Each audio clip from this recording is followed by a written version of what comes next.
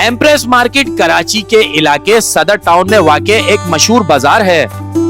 Market اپنی ابتدا برطانوی راج کے دور سے ملتی ہے، جب اسے پہلی بار تعمیر کیا گیا تھا۔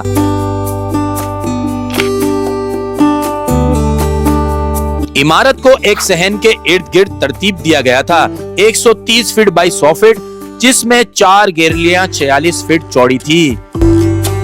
ایمپریس مارکیٹ 1884 سے 1889 کے درمیان تعمیر کی گئی تھی اور اس کا نام ملکہ وکٹوریہ مہارانی ہند کی یاد میں رکھا گیا تھا۔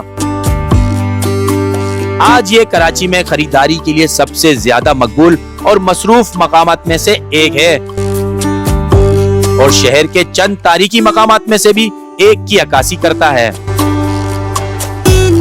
ایمپریس مارکیٹ میں مسالہ جات، پھل، سبزیوں اور گوشت سے لے کر اسٹیشنری مٹیریل، ٹیکسٹائل اور پالتو جانوروں کی دکانوں تک فروخت ہونے والی اشیاء۔